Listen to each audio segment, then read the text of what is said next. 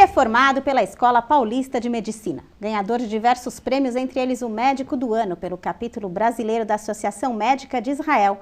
Autor de diversos livros, é unanimidade entre seus pacientes. Escolhido e preferido de muitos famosos, meu entrevistado de hoje tem uma trajetória emocionante e que nos faz acreditar que existem pessoas boas, com dons especiais nesse mundo. Eu recebo hoje aqui no programa Qual o Seu Sonho, o médico humanista, Dr. Antônio Carlos Lopes. Dr. Antônio Carlos, bem-vindo, obrigada por aceitar o convite. Eu vou querer explorar bastante esse termo médico humanista, acho tão bonito, é chique, acho que é politicamente correto, mas são poucas as pessoas que na prática o fazem. Vamos falar um pouquinho dessa questão humanista, né, que eu acho que falta bastante hoje na abordagem entre médico e paciente, mas antes disso, vamos falar um pouquinho da sua trajetória pessoal, né? Quer dizer, um médico renomado, hoje um médico tão admirado, querido, endeusado, eu chego a dizer, pelo que eu escuto dos comentários a respeito do senhor. Como é que foi lá atrás a opção por fazer medicina? O senhor vem de uma família de médicos? Não, meu pai tinha apenas o primário e a mãe também. E eu tinha uma tia que era parteira, né? Eu fui convivendo com ela até os 5 anos, eu morava com eles, com minha avó e com a minha tia, porque o meu pai não tinha condições de me manter em casa, inclusive. E fui vendo o que era realmente algum tipo de relacionamento com as pessoas que precisavam de algum tipo de cuidado. De cuidado, exatamente. Isso foi me sensibilizando ao longo do tempo, de tal forma que eu nunca pensei em outra coisa, não ser médico mesmo, né? A partir de que a gente está falando nunca pensei em outra coisa, a partir de que idade, assim? Realmente estamos 6, falando... 7 anos de idade. 6, 7 anos de idade, o senhor já se via cuidando de pessoas? Eu já se via porque minha tia tinha trazido uma boneca para casa, e seringa, agulhas, e a gente fazia injeções no boneco, né? E isso daí foi realmente me cativando muito para o lado da medicina, né? Quer dizer, na época eu não falava medicina, quer dizer, eu falava de gente, né? Quer dizer, de ajudar as pessoas que precisavam. Quer dizer, essa era a sua primeira intenção, né? A gente não está falando aqui de profissão medicina, mas de como ajudar as pessoas a curar pessoas, a solucionar as questões de saúde das pessoas. Era ajudar de alguma forma, né? Tá. Agora, o senhor está me contando, pelo que eu estou entendendo, que a sua família não tinha posses. Como é que foi, então, entrar numa faculdade? Como é que foi? O senhor cursou a Escola Paulista. Sim. Como é que foi para o senhor, para chegar até lá, concorrer com tantas pessoas que vinham... O senhor estudou em que tipo de escola? Bem, eu estudei numa escola paga, né? Foi o Liceu Coração de Jesus, um colégio que foi muito importante na minha formação, uma vez que eu não tinha em casa toda essa formação moral, ética, religiosa, etc., né? E com muito sacrifício meu pai conseguia pagar esse colégio. Né? Quando fui fazer o cursinho, juntamente com o colegial, eu só tinha uma chance de entrar numa escola pública. Porque não havia a possibilidade de entrar numa paga, né? Até mesmo porque naquela época eu tinha apenas uma roupa para vestir, que tinha que lavar no sábado e no domingo, para poder usar na segunda-feira. Até que foi bom, porque eu tinha que ficar de pijama em casa estudando. Então é um mal que veio para o bem, né? De tal forma que... Isso estudando para entrar na faculdade? Para entrar na faculdade. E depois na faculdade as coisas continuaram. Eu ia para a faculdade de ônibus, né? Ônibus Penha Vila Mariana. O senhor entrou de cara? Entrei de cara e fui o segundo colocado. Segundo colocado? Para a Escola Paulista. E então eu vinha de ônibus para a faculdade, tinha que andar um pedaço muito grande, para descer, para vir era fácil, para ir era mais difícil que por ser subida. Ônibus muito lotado, com pessoal que vinha de fábrica, roupa cheia de graxa, sujava toda a minha roupa, inclusive. Mas de qualquer forma a gente conseguia fazer esse tipo de esforço, né? E um aspecto muito importante é que, embora eu não tivesse dinheiro para comprar os livros, eu ficava na biblioteca e percebi de saída que se tinha 3 livros abordando o mesmo tema, é porque os 3 não são iguais. E eu aprendi espontaneamente a nunca estudar por um livro só, né? Queria ver pelo menos 3 opiniões sobre um assunto, porque se tem 3, não tinha só um, né? E o senhor já sabia que queria fazer clínica geral, cardiologia? Como é que foi essa decisão também? Bem, eu sempre soube, desde que eu entrei na faculdade, que eu não ia ser cirurgião. Né? Por quê? Porque o cirurgião é muito artesanal, né? Quer dizer, ele é um indivíduo muito prático, um indivíduo que tem uma postura de decisões que envolvem habilidades manuais, assim por diante, né? Além da cultura médica. E eu sempre preferi pensar, quer dizer, raciocinar, pensar, estudar, né? Essa foi a minha tendência, né? Quer dizer, vocação, não sei como pode se chamar isso, né? É vocação, com certeza é um talento, e eu abri o programa falando sobre missão, sem dúvida nenhuma, essa é a sua missão. Mas daí para frente, doutor Antônio Carlos, porque a gente escuta a história, né, de onde o senhor veio, e a gente vê aonde o senhor chegou, como é que foi, então, para chegar, para fazer um nome? Normalmente é muito simples fazer um nome quando o pai já é médico, ou quando a gente já tem dinheiro para abrir uma clínica própria. Como é que foi essa trajetória para o senhor chegar hoje, 40 anos atendendo no Einstein, com assim, uma cartela de pacientes imensa, adoradores profundos do seu trabalho e da sua pessoa? Como é que foi sair da faculdade e começar a vida real? Olha, na realidade, quer dizer, quando entrei na faculdade, eu entrei como um apaixonado pela medicina. Embora eu tivesse jogado futebol razoavelmente bem, eu nunca quis participar de esportes e, como lhe disse, meu objetivo era estudar, porque eu precisava ser médico, porque eu fui ser médico por opção. Acabei sendo professor, diretor da faculdade, por acaso. Mas eu quis ser médico mesmo, né? E estudava, a ponto que no terceiro ano da faculdade, para o quarto, a turma ia para a Europa, ficava 22 meses na Europa. Eu tinha até o passaporte pronto, né? A gente ia coletando dinheiro para esse fim. Mas a cardiologia da escola me convidou a ficar tomando conta do ambulatório, embora no quarto ano, junto com os professores, porque todos foram embora. E eu preferi ficar na faculdade e passar 3 meses na Europa. Então, isso foi muito bom, porque foi me dando uma formação muito sólida no que diz respeito à medicina. Especificamente em relação à sua pergunta, né, eu podia dizer de uma maneira bastante simples, né, que para ser médico, precisa gostar de gente. Se não gostar de gente, não dá para ser médico. Então, eu acho que se é que eu tive algum sucesso, né, eu não me considero dessa forma, é porque realmente eu gosto de gente, nunca fiz nenhum tipo de discriminação social, sempre tive pelo menos 2 pacientes gratuitos nas minhas consultas, que não pagam, né? Já abri mão dos meus honorários no hospital muitas vezes para o paciente pagar o outro médico, que é o cirurgião, que era mais importante no caso. Cheguei a fazer depósito para o paciente internar. Não. Era uma senhora. Isso eu nunca ouvi na minha vida. Não, até aí a gente estava falando de alguma coisa talvez normal. Talvez normal, comum não, mas talvez poderia ser olhada como algo normal. Mas aqui é anormal. O senhor chegou a pagar depósito para internar um paciente? Eu vou te contar o caso. Era uma senhora que estava grávida, tinha uma lesão cardíaca, morava em Resende, distante. Era de madrugada, ela precisava internar porque tinha que operar o coração de urgência, inclusive. O marido estava fora, estava sozinha, então ela veio no meu carro e chegando no Einstein eu tive que fazer o depósito para ela ser internada e ser tratada, né? E depois ficou por conta disso mesmo, quer dizer, não fui ressarcido do valor da internação, né? O restante foi pago pela família. Mas tinha que resolver o problema dela, como é que vai fazer? Não tem como. Olha, realmente então, é inusitada a história que eu acabei de escutar. Doutor Antônio Carlos, quero escutar bastante sobre seus dons especiais e um pouquinho mais de histórias a respeito dessa sua atividade humanista, de um médico gente tratando gente. Daqui a pouquinho a gente volta escutando um pouquinho mais das histórias do doutor Antônio Carlos. Continuem ligados aqui comigo.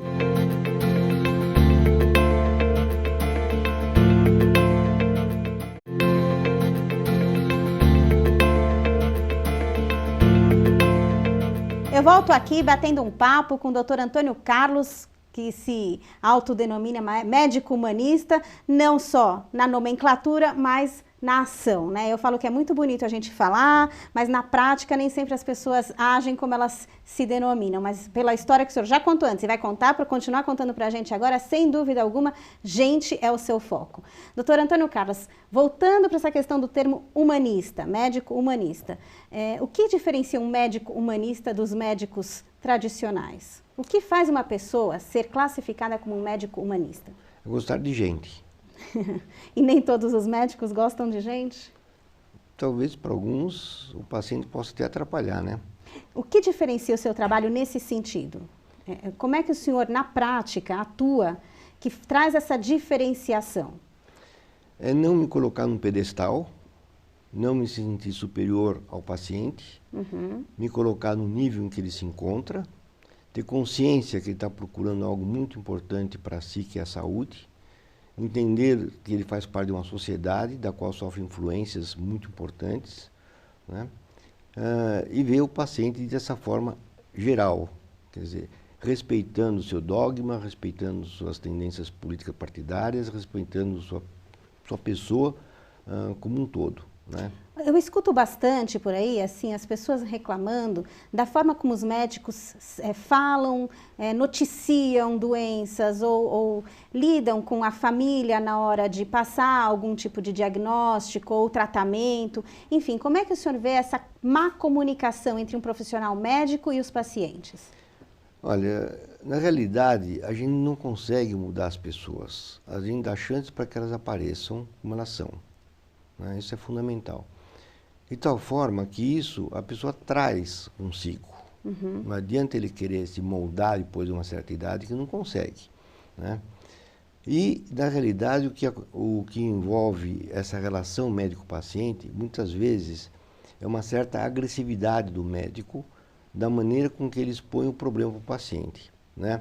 Ou quando o paciente conta algo que não está de acordo com o que o médico imagina, ou tenha como princípio, e ele tem a expressão de recriminar. Nesse momento, rompeu a relação médico-paciente, porque o médico não é um juiz.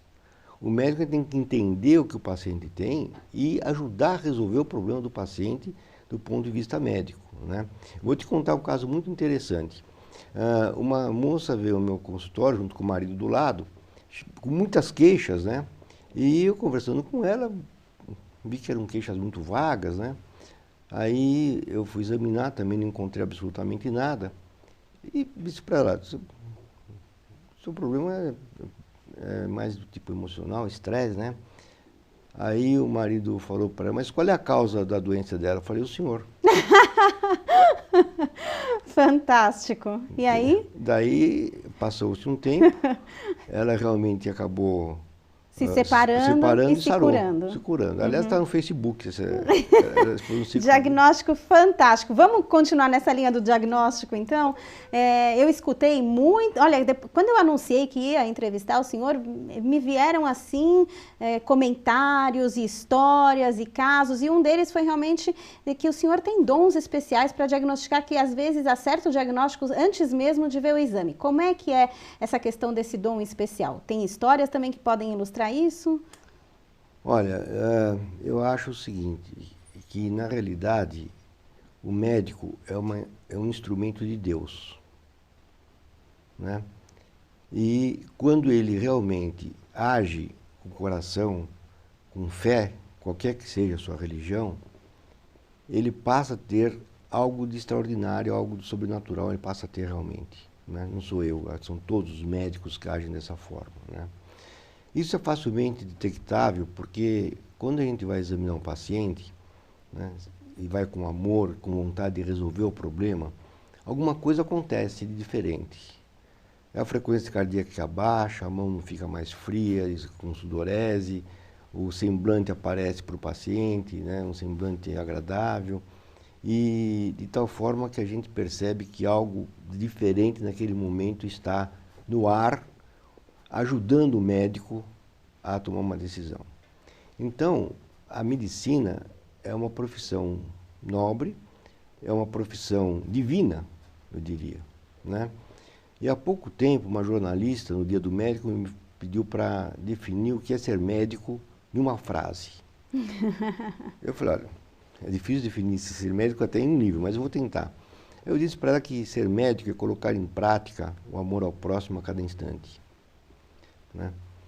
De tal forma que se a gente é imbuído dessa responsabilidade e desse conceito, de se desligar dos seus problemas e saber que naquele momento o paciente é a pessoa mais importante da nossa vida, as coisas fluem dessa forma, né? Então eu acho que Deus ajuda, né? Eu acho que nada acontece sem que Deus não esteja ajudando.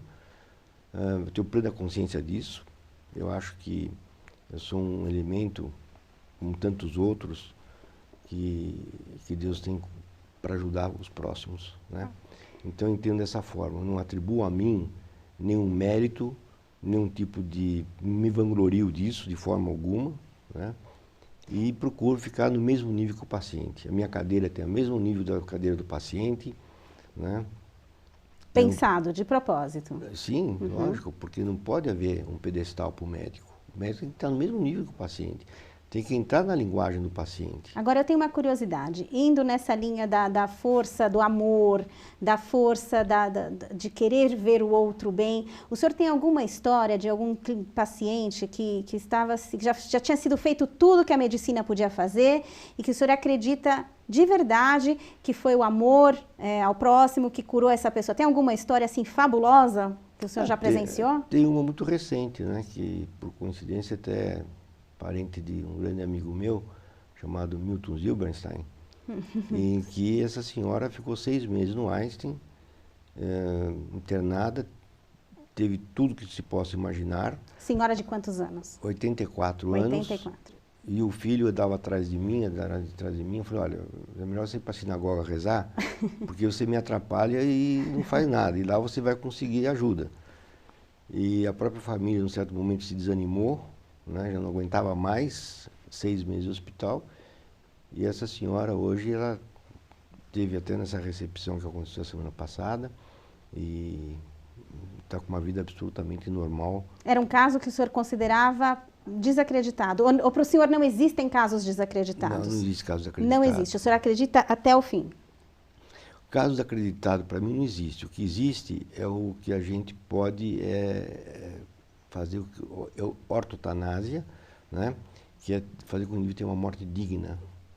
Porque, muitas vezes, acabar o tratamento, ou dizer que não tem mais o que fazer, é porque acabou o dinheiro do paciente, né? Então, isso é um absurdo. Quer dizer, e a tecnologia hoje permite isso, que se prolongue a vida, né, de maneira não correta, e quando acaba o dinheiro, o que acontece? Não tem mais necessidade de tratar porque o caso é terminal, né? Então, isso é muito importante, quer dizer, um fator limitante realmente, para mim, é quando há uma perda da consciência. Ele perdeu a consciência, os exames mostram que é irrecuperável, né? Então a gente já vê que realmente tem um paciente que se classifica como terminal, e aí adota-se a conduta para que haja uma morte digna, uma morte sem sofrimento, uma morte suave, como assim que a gente chama. Agora eu queria falar um pouquinho da relação dinheiro-medicina, né? Porque hoje as consultas custam uma fábula de bons médicos, né? Existem muitos médicos, mas não são todos os médicos que são bons, os bons cobram caro. Como é que o senhor vê essa questão do atendimento médico no Brasil, no país, o acesso a uma boa medicina, a um bom tratamento? É restrito a quem pode pagar 600, 700, 800 reais a uma consulta? 800 é barato. Então, o que acontece... Eu não sei por que eu fui escolher ser jornalista, doutor Antônio Carlos. Por quê? Olha, mas uma jornalista... Eu gosto de gente também, viu? Podia usar esse meu gostar de gente. Mas eu acho que uma jornalista do seu nível, né, e que se preocupa com a parte humanística, como a gente pode saber através da sua história, isso equivale ao médico. Concordo com o senhor. Né? Vamos voltar então à questão. Bem, então, o problema dos honorários, né? Eu acho que o médico tem que ter um valor máximo da consulta e aí ele abaixa o quanto for das condições do paciente. Para mim não existe um preço fixo. Evidentemente que você tem que ter um preço compatível com o local que você trabalha, com o seu nível, porque senão você começa a fazer uma concorrência desonesta com os outros médicos. Né? Você cobra menos e começa a desviar, não é correto. Então, você tem que ter um máximo e a partir daí você abaixa. Eu poderia te dizer, por exemplo, que 50% dos pacientes no meu consultório não pagam o valor da consulta. 50%? Pagam muito menos do que o valor. E quantos gratuitos? Tem dois gratuitos por dia. Por dia? Por dia. Todo dia tem 2 gratuitos, em que me dá muita satisfação de poder ter 2 pacientes que não pagam por dia. Como é que eles chegam no senhor? Eles chegam da seguinte forma, ou são funcionários de algum cliente que tem condições, né? Eu sou indivíduos que ouviram falar e procuram e querem ser visto por mim, que é um direito que eles têm, né? E não tem condições, e eu não faço, eu marco como se fosse uma consulta normal. E tem mais um aspecto interessante, às vezes o paciente vem me procurar com uma doença que não tem nada a ver com a minha especialidade e que eu não vou conseguir resolver o problema. Então eu encaminho e não cobro a consulta. E o paciente diz, mas eu ocupei seu horário. São pacientes que têm posse, mas eu não fiz nada pelo senhor. Então eu não cobro, porque eu não cobro por o que eu não faço. Fabuloso. Doutor Antônio Carlos, poderia ficar aqui conversando com o senhor, escutando suas histórias, acho que vários programas a fio, mas infelizmente a gente tem um tempinho contado aqui e eu preciso encerrar o programa fazendo a pergunta base do meu programa, da ideia do programa. Qual é o seu sonho hoje, doutor Antônio Carlos? Bom, meu sonho hoje é continuar lutando pelos menos favorecidos, é lutar pela equidade no atendimento médico, né? É fazer com que meus netos sigam o que a gente fez e que meus filhos, lá para diante, que são médicos, ao ouvirem falar em honestidade, seriedade, competência, lembrem de mim. Fantástico e emocionante. Foi uma entrevista enriquecedora para mim, tenho certeza que para os telespectadores também. Eu tenho muito a agradecer por o senhor ter aceitado hoje o convite aqui. Quero agradecer em público também o Milton Zilberstein, que ajudou e propiciou esse nosso encontro. Agradeço imensamente e desejo muito que mais médicos como o senhor façam parte desse nosso mundo, não do Brasil, mas do mundo. Muito obrigada, doutor Antônio Carlos. Eu que agradeço. E assim acaba mais um programa com sentimento de missão cumprida, a minha pelo menos. Eu me realizo podendo compartilhar histórias únicas como essas que escutamos hoje do doutor Antônio Carlos e continuamos juntos, depois daqui através do nosso site www.programaqualosseusonho.com.br e claro, através das mídias sociais. Espero vocês na próxima segunda-feira sem falta. Boa semana a todos e até lá!